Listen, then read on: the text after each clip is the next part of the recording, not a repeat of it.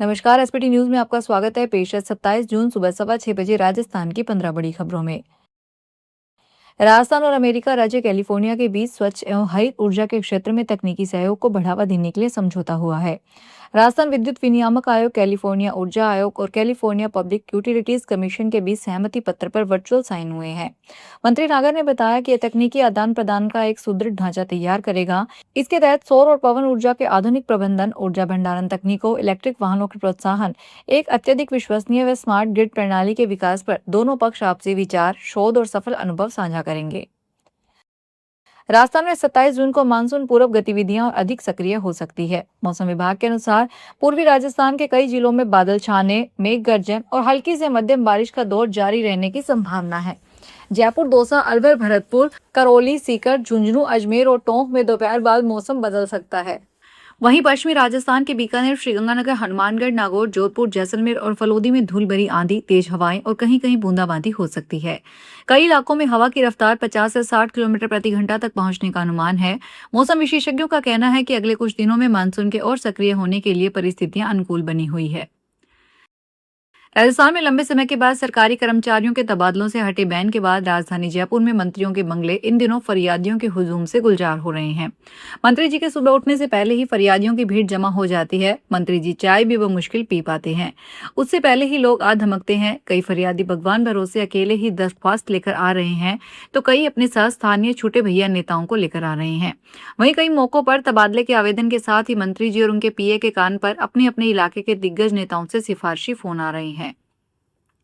राजस्थान के मुख्य सचिव वी श्रीनिवास ने शुक्रवार को राजस्थान संपर्क पोर्टल कॉल सेंटर का निरीक्षण कर राजस्थान संपर्क 2.0 के अंतर्गत किए जा रहे तकनीकी सुधारों की समीक्षा और साइबर फ्रॉड से प्रभावित लोगों से बातचीत की।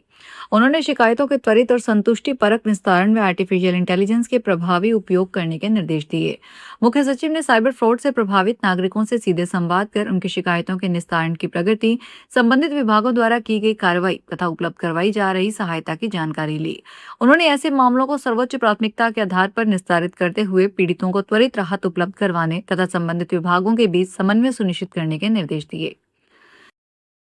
राजस्थान में पहली बार अंतर्राष्ट्रीय एमएसएमई दिवस 27 जून पर कार्यक्रम आयोजित किया जा रहा है। मुख्यमंत्री भजनलाल शर्मा शनिवार को कॉन्स्टिट्यूशन क्लब में आयोजित कार्यक्रम में उद्योग और वाणिज्यिक विभाग की योजनाओं के लाभार्थियों को ऋण अनुदान और सब्सिडी के 13 करोड़ रुपए से अधिक के डमी चेक प्रदान करेंगे। साथ ही रीको की योजनाओं के लाभार्थियों को भूमि आवंटन पत्र और ऑफर लेटर भी सौंपेंगे। इस दौरान Rajasthan industrial development policy ODPOP, coffee table book और रैंप पोर्टल भी लॉन्च करेंगे। कोटा पुलिस ने अपराधियों के खिलाफ सख्त कार्रवाई करते हुए बुलडोजर एक्शन को तेज कर दिया है। पिछले 6 माह में पुलिस और प्रशासन की संयुक्त कार्रवाई में हिस्ट्री शीटरों, हार्डकोर बदमाशों, मादक पदार्थ तस्करों व अन्य अपराधियों की सरकारी जमीन पर बने अवैध कब्जों और अपराध की कमाई से खड़ी करोड़ों रुपए की संपत्तियों को ध्वस्त किया गया है। पुलिस का कहना है कि इस अभियान का उद्देश्य अपराधियों को आर्थिक रूप से कमजोर करके क्षेत्र को अपराध मुक्त बनाना है। प्रधानमंत्री नरेंद्र मोदी जोधपुर एयरपोर्ट के नए टर्मिनल का 4 जुलाई को उद्घाटन करेंगे। केंद्रीय मंत्री गजेंद्र सिंह शेखावत ने शुक्रवार को जोधपुर दौरे में एयरपोर्ट पर यह जानकारी दी। शेखावत ने मीडिया से बातचीत करते हुए कहा कि पीएम मोदी जोधपुर में आकर एयरपोर्ट के नए टर्मिनल की सौगात देंगे। नया टर्मिनल केवल जोधपुर ही नहीं, पूरे पश्चिमी राजस्थान की एयर कनेक्टिविटी को मजबूत देगा। शेखावत ने कहा कि देश में अर्थव्यवस्था के विकास होने से अब हवाई चप्पल पहनने वाला हवाई जहाज की यात्रा कर रहा है। बताया जा रहा है कि नरेंद्र मोदी सबसे पहले जोधपुर आएंगे। यहां एयरपोर्ट के टर्मिनल का उद्घाटन कर वे बाड़मेर के पचपदरा के लिए निकलेंगे। बहरोड में दिल्ली जयपुर नेशनल हाईवे 48 पर दहमी गांव के पास स्थित हाईवे किंग होटल के सामने दूध से भरा एक टैंकर अनियंत्रित होकर पलट गया। हादसे में टैंकर चालक को मामूली चोटें आईं, जबकि दुर्घटना के बाद हाईवे पर दूध फैल गया। प्रत्यक्षदर्शियों के अनुसार टैंकर के पलटते ही आसपास के लोग बड़ी संख्या में मौके पर पहुंच गए। सड़क पर फैले दूध को बाल्टियों, डिब्बों और अन्य बर्तन में भरने के लिए लोगों में होड़ मच गई। देखते ही देखते घटनास्थल पर लोगों की भीड़ जमा हो गई, जिससे कुछ समय के लिए यातायात भी प्रभावित हुआ। सूचना मिलने पर पुलिस मौके पर पहुंची और यातायात को सुचारू करवाया। निमराना में सिटी सेंटर सोसाइटी में तेज रफ्तार कार ने पार्क के बाहर टहल रही 3 मासूम बच्चियों को जोरदार टक्कर मार दी। हादसे में 2 सगी बहनों सहित तीनों बच्चियां गंभीर रूप से घायल हो गई। घटना के बाद मौके पर अफरा तफरी मच गई और स्थानीय लोगों ने तत्काल बच्चियों को अस्पताल पहुंचाया। यहां उनका उपचार जारी है। प्रत्यक्षदर्शियों के अनुसार कार तेज गति से चल रही थी, जिसे चालक वाहन नियंत्रण नहीं रख सका। सूचना पर पुलिस मौके पर पहुंची और कार को कब्जे में लेकर मामले की जाँच शुरू कर दी है। चूरू भ्रष्टाचार निरोधक ब्यूरो ने सामाजिक न्याय और अधिकारिता विभाग के कनिष्ठ सहायक पवन कुमार थालोड़ के खिलाफ अंतरजातीय विवाह प्रोत्साहन योजना में 10 लाख रुपए की सहायता राशि स्वीकृत करवाने के बदले 50,000 रुपए रिश्वत मांगने के आरोप में मामला दर्ज किया है। एसीबी के सत्यापन में रिश्वत मांगने की पुष्टि होने के बाद को केस दर्ज किया गया। हालांकि कार्य विभाजन बदल जाने के कारण ट्रैप कार्रवाई नहीं हो सकी। जोधपुर नगर निगम ने केरल की कंपनी से करीब 44 लाख रुपए की लागत से बैंडीकूप नामक अत्याधुनिक रोबोट खरीदा है, जो सीवर लाइन और चैम्बर में लगभग 20 फीट गहराई तक उतरकर सफाई कर सकता है। 4 हाई डेफिनेशन कैमरों, रोबोटिक आर्म से लैस यह मशीन गाद, प्लास्टिक और ठोस कचरे को हटाने में सक्षम है। इसके इस्तेमाल से सफाई कर्मियों को जहरीली गैसों और खतरनाक परिस्थितियों में उतरने की जरूरत नहीं पड़ेगी, जिससे सफाई कार्य अधिक सुरक्षित, तेज और आधुनिक बन पाएगा।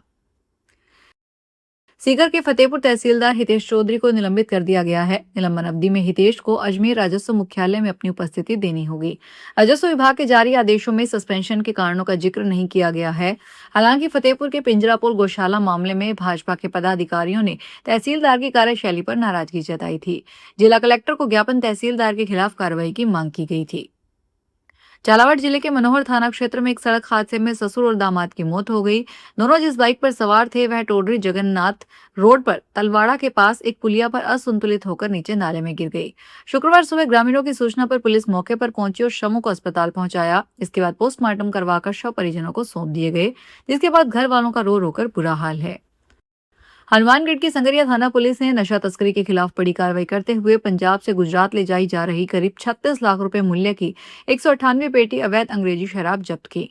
भारतमाला रोड पर स्थित नगराना टोल प्लाजा के पास नाकाबंदी के दौरान शराब से भरी पिकअप को पकड़ा गया। मौके से पिकअप ड्राइवर अनिल कुमार बिश्नोई निवासी भादू गोयतों की ढानी जिला जालौर को गिरफ्तार किया गया है। पुलिस अब पूरे अंतर्राज्यीय तस्करी नेटवर्क की कड़ियां जोड़ने में जुटी है।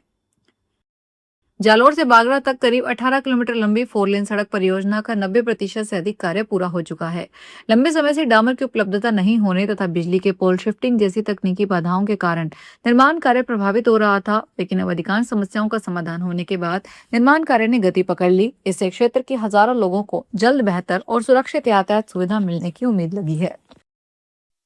तो ये थी राजस्थान की 15 बड़ी खबरें। अगर आपको हमारा बुलेटिन पसंद आया हो तो वीडियो को लाइक करें, अपने दोस्तों से शेयर करें और चैनल को सब्सक्राइब करना ना भूलें। फिर मिलेंगे नई खबरों के साथ। धन्यवाद।